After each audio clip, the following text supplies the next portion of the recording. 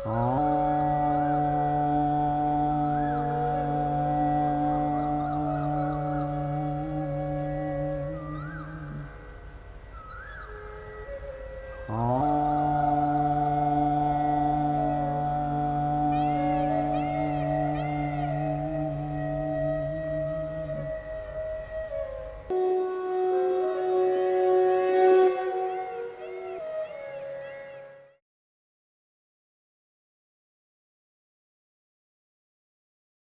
lady consulted me of her family affairs.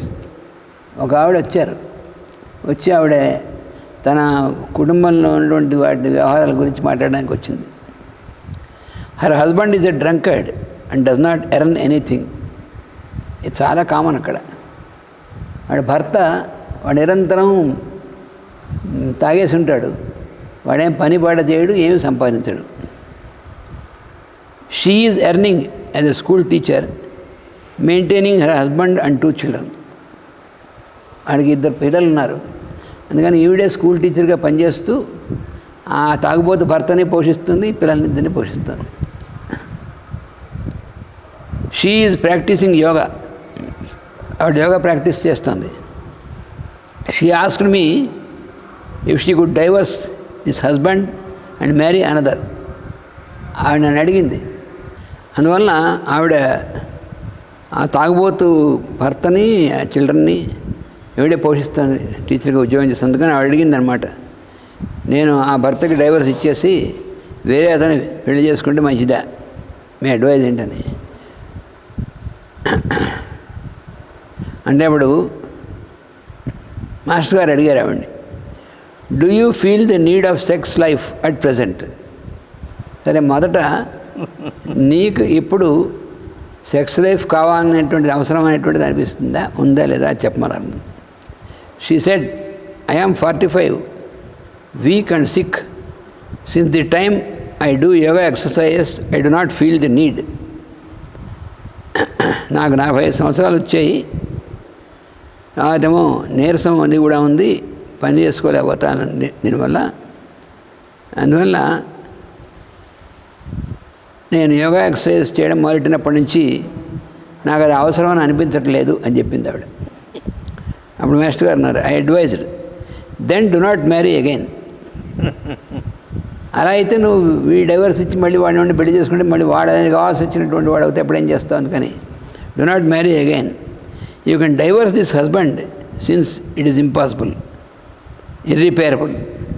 You can train your children according to your own ideals. నువ్వు ఈ ఉన్నటువంటి వీడు తాగడం మానకుండా వీళ్ళు తాగుబోతుగానే ఉండి వీళ్ళ మార్పు లేకుండా ఉంటే వాడిని వదిలేసేయచ్చు కావాలంటే డైవర్స్ ఇచ్చి. కానీ ఇంకోటి చేసుకోవడం వల్ల నీకేం ఉపయోగం లేదు. నీకు అది అవసరం లేదన్నావు కదా, ఇంకోటి చేసుకోవాల్సిన అవసరం ఏముంది. నీ పిల్లల్ని నువ్వు చక్కగా పెంచు, నీ ఐడియల్స్ వాటి ప్రకారం వాడిని చక్కగా ఆదర్శవంతమైనటువంటి వాళ్ళగా చేసి వాళ్ళని పెంచి పెద్దవాళ్ళు చేయి. అది నువ్వు చేయవలసినటువంటిది. అంటే ఆవిడ మళ్ళీ అడుగుతుంది, she asked, I will be alone in life, I need a companion. అంటే నేను ఎవరి జీవితంలో నేను ఒంటరిగా ఉండాల్సి వస్తుంది కదా, నాకు తోడు కావాలి కదా అంటుంది. I said, you have enough headache with a bad companion in life. నీ జీవితంలో ఇటువంటి పనికి మాలిన వాడు, ఎప్పుడు నిరంతరం తాగొచ్చేటువంటి వాడు, ఇలాంటి కంపానియన్ చాలా ఏళ్ళు భరించావు కదా నువ్వు జీవితంలో. Be a right type of guide to your children. నీ పిల్లలకి నువ్వు మంచి చక్కని గైడ్, వాళ్ళని నడిపించేటువంటి, వాళ్ళకి సరైనటువంటి విధంగాను అటువంటి దాన్ని కావాలి నువ్వు.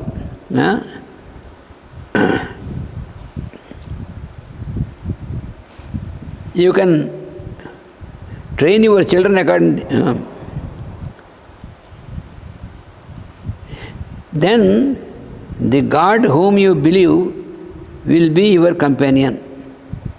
నువ్వు చక్కగా జీవితంలో నీ పిల్లల్ని చక్కగా వాడిని సరైనటువంటి మార్గంలో నడిపేటువంటి దానికి అయ్యి ఇలా ఉంటే నీకు భగవంతుడే నీకు తోడు. నీకు ఎప్పుడు నువ్వు భగవంతుడి కంటే తోడే ఉంది. ఎందుకంటే నువ్వు చాలా వాడితో ఇన్నేళ్ళు పడ్డావు కదా. అంటే షీ వాజ్ కన్విన్స్డ్. అప్పుడు వాడికి అర్థమైంది. She had her prescription and went away. ఆవిడకి అర్థమై సాటిస్ఫై అయింది. మాస్టర్ గారి దగ్గర మందులు రాయించుకుంది, వెళ్ళింది ఆవిడ. తర్వాత a mother and father brought 2 girls their children.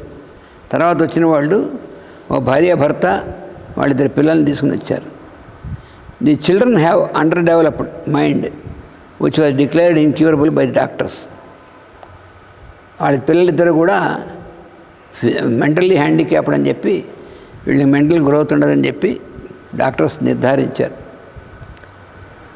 I diagnosed it as due to pineal gland disturbance in 1975 and prescribed Bufotenin to the elder and calcareous carb 10m to the younger. Now they are here again. నా వాళ్ళకి ఉన్నటువంటి problem ఏంటనేటువంటిది నేను 1975లో అంటే ముందు సంవత్సరంలో వచ్చినప్పుడు వాళ్ళని చూసి పినియల్ గ్లాండ్ డిస్టర్బెన్స్ అనేటువంటి దానివల్ల వచ్చిందని చెప్పాను నేను. అప్పుడు పినియల్ గ్లాండ్లో దీనివల్ల వచ్చింది ఇద్దరికి అని. అప్పుడు నేను వచ్చినప్పుడు పెద్ద పిల్లకేమో Bufotenin, రెండో దానికేమో calcareous carb 10m అని చెప్పి అప్పుడు ఇచ్చారు మాస్టర్ గారు. Now again they are here. They were cured more than 2/3 and the parents say that they are quite normal in their behavior. ఈ సంవత్సర కాలంలో వాళ్ళు 75లో ఇచ్చారు, 81 వచ్చారు, 81 కదా, 75లో ఇచ్చారు, 81లో మళ్ళీ వచ్చారు. అప్పటికి 3/4 2/3 వాళ్ళకి బాగా క్లియర్ అయిపోయింది. వాళ్ళు పూర్తిగా నార్మల్ నీళ్ళగా ఉన్నారు. I now prescribed Medornum 50m to both of them. వాళ్ళిద్దరికి Medornum 50m చెరవ డోసు ఇచ్చాను నేను. Then a young man of 35 came to consult me. వీళ్ళ తర్వాత 35 ఏళ్ల వయస్సు కలిగినటువంటి ఒక యంగ్ మ్యాన్ అతను వచ్చాడు. He said, I have difficulties with my liver, spleen and kidneys. I have hyper tension.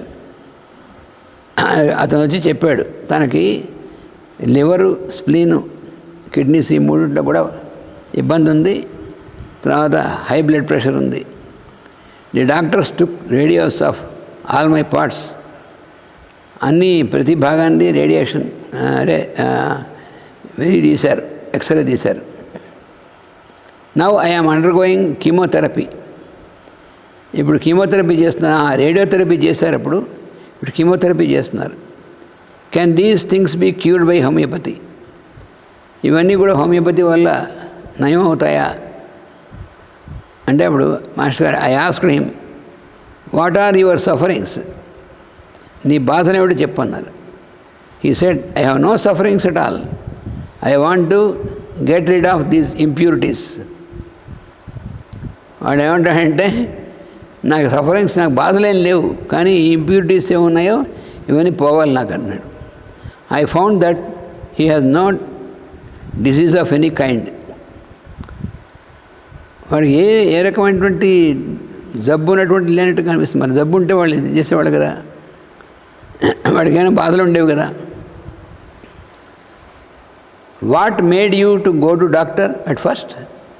మరి ఏమీ లేకపోతే మొట్టమొదటి డాక్టర్ దగ్గరికి ఎందుకు వెళ్ళావు? He said, only to have annual checkup. సంవత్సరానికి ఒకసారి ఏదో మన కంపెనీ వాళ్ళే చేస్తుండగా, అందువలన సంవత్సరానికి ఒకసారి ఆరోగ్యం ఎలా ఉందని మొత్తం చూపించుకోవడం యాన్యువల్ చెకప్కి వెళ్ళాను అన్నాడు. Then they found all these troubles. అప్పుడు వాళ్ళు, నీకు లివర్ బాగోలేదు, నీకు స్ప్లీన్ బాగోలేదు, ఇవన్నీ కూడా వాళ్ళు చెప్పారు, కిడ్నీస్ బాగోలేవు అని. అంటే ఇప్పుడు మాస్టర్ గారు, I tried to convince him that he had no disease at all, but he was not ready to listen to me. Master గారు చెప్పారు, అలా అయితే నీకేమీ జబ్బు లేదు, నిజానికి వాళ్ళు నీకు ఇవన్నీ బాగోలేవు అని చెప్పి నేను అనవసరంగా ఇవన్నీ ఇస్తున్నారు అంటే వాడికి నమ్మకం కలగాలి మాస్టర్ గారు చెప్పిన దాని మీద. అప్పుడు వాడు అన్నాడు, వాట్ అబౌట్ మై బీపీ? అయితే నాకు బ్లడ్ ప్రెషర్ ఎక్కువ ఉంది కదా, దాని సంగతి ఏమిటన్నాడు. I thought it was no use arguing with him. వాడికి ఏం చెప్పినా ఎక్కద బుర్రకని మాస్టర్ గారికి అర్థమైంది. I found many such cases where the professionals are taking advantage of the ignorance of the common man in the West. ఇది చాలా ముఖ్యమైనటువంటి విషయం master చెప్పారు. చాలా కేసెస్ చూసాము. ఏంటంటే చాలామంది ప్రొఫెషనల్ డాక్టర్స్ అనేటువంటి వాళ్ళు ఈ పాపం సామాన్యమైనటువంటి వాళ్ళలో కొంచెం ఇగ్నోరెంట్గా ఉన్నటువంటి మామూలు సామాన్యమైనటువంటి వాళ్ళని వాళ్ళకి ఏవో ఒకటి చెప్పేసి వాళ్ళ అడ్వాంటేజ్ తీసుకుని వాళ్ళ దగ్గర వాళ్ళని అనవసరంగా వాళ్ళని దీంట్లో పెట్టి వాళ్ళ దగ్గర డబ్బులు చేయడం అంటే చేస్తున్నారని అర్థమైంది. మన భారతదేశంలో కూడా అలాగే చేస్తున్నారు. It is because the average citizen takes pride in going to A doctor. దీనికి కారణం ఏమిటి?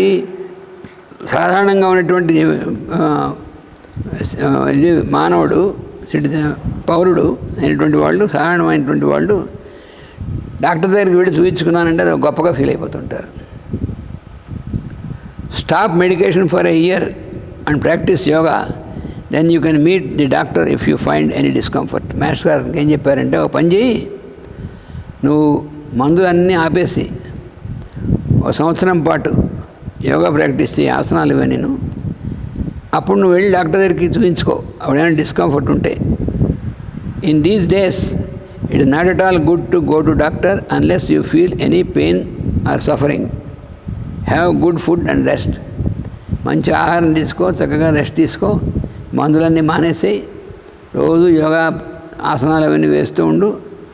ఎప్పుడైనా నీకు మరీ నొప్పి ఇలాంటిది వచ్చేవి ఉంటే అప్పుడు తప్ప మా డాక్టర్ దగ్గరికి వెళ్ళకు. ఒక సంవత్సరం అయిన తర్వాత అప్పుడు డాక్టర్కి వెళ్ళి చూపించుకో అప్పుడు అని. He was convinced of me and my advise and went away. It was 1:30 PM and we had lunch. We started for Salatri, a village near Namur, at 4:30 PM. 4:30కి నామూర్ దగ్గరలో ఒక పల్లె ఉంది, అక్కడ బయలుదేరాం. Emma and I in Marcel's car and Kumar and others in Lantin's car. నేను ఎమ్మా Marcel వాళ్ళ కార్లో బయలుదేరాం. కుమార్ గారు మిగిలినటువంటి వాళ్ళు మిషెల్ లాంటిన్తో బయలుదేరారు. I asked Lantin to lead our car since he knew the way. He did not obey. నువ్వు ముందు నుండి నీకు దారి తెలుసు కాబట్టి నువ్వు లీడ్ చేస్తే వెనకాల కార్లో మేము వస్తామని చెప్పారు మాస్టర్ చెప్తే అతను నిమించుకోలేదు. అతను ఫాస్ట్గా అయిపోతుంటాడు. He did not obey. Instead he had instructed Marcel and followed another way to purchase spools. ఆయన ఏం చేశాడంటే మార్సెల్కి మాస్టర్ గారు ఎక్కినటువంటి కారు మార్సెల్ లాంటింగ్కి చెప్పాడు ఆయన ఎలా వెళ్ళాలి ఏమిటని చెప్పి, తాను వేరే దారిలో వస్తాను ఎందుకంటే ఈ టేప్స్ కొనాలి అని చెప్పి వెళ్ళిపోయాడు. Marcel took us to Namur and took a turn to left from the motorway. We lost the way and travelled a long way. When we found it was a wrong way. Marcel ఎప్పుడు దారి తప్పడం అనేది చేస్తుంటాడు. ఎందుకంటే పాపం when we inquired and found correct spot, it was 8:25 PM, 25 minutes late. The hall was full and they were waiting. A young man was engaging the audience with the information of WTT. మేము వెళ్ళేప్పటికీ 8:25 అయింది. అంటే 8 గంటలకల్లా lecture మొదలవ్వాలి. 8:25 అయింది ఈ దీనివల్ల 25 నిమిషాలు late. అయితే అక్కడ అందరూ చాలామంది WTT మెంబర్స్ మిగతా వాళ్ళందరూ ఉన్నారు. ఒక యంగ్ మ్యాన్ ఒక ఆయన ఈ లోపల వాళ్ళందరినీ కూడా ఆ ఆడియన్స్ని ఎంగేజ్ చేస్తున్నాడే చెప్తూ ఉన్నాడు. When I went straight to the spot there was the consultation in between. అప్పటికి లేట్ అయింది కదా, డైరెక్ట్గా స్పాట్కి వెళ్తే ముందు ఒక consultation. A lady was very sick, wasn't able to move with arthritis. She had to travel 200 kilometers before she reached home. అక్కడి నుంచి వచ్చింది 200 కిలోమీటర్ల దూరం నుంచి వచ్చింది పాపం. అందుకని లెక్చర్ మొదలెట్టడానికి ముందే ఆవిడని చూసి మంది వాసి వచ్చింది. So I attended to her and it was 8:45. ఇంకో అరగంట పట్టింది మరి. When I started the lecture I saw many people attending my lecture regularly. Master గారికి అంతకుముందు ఈ లెక్చర్స్ అన్ని అటెండ్ అయినటువంటి వాళ్ళు చాలామంది ఉన్నారు అక్కడ. Some of them travelled as many as 300 kilometers. కొంతమంది 300 కిలోమీటర్ల దూరం నుంచి వచ్చారు ఈ లెక్చర్ వినడానికి, to attend the lectures regularly. A batch of 13 people, men and women, from the nearby villages of Brussels, particularly attended regularly with tape recorders and cameras. ప్రత్యేకంగా వాళ్ళు వచ్చి ఆ టేప్ రికార్డర్ తీసుకొని రికార్డ్ చేసుకోవడం, కెమెరాస్తో ఫోటోలు తీసుకోవడం చేస్తారు. Also Mr Boucha and his whole family attended. They were all greeting affectionately as they entered the lecture hall. The lecture was on spiritualist in mundane world.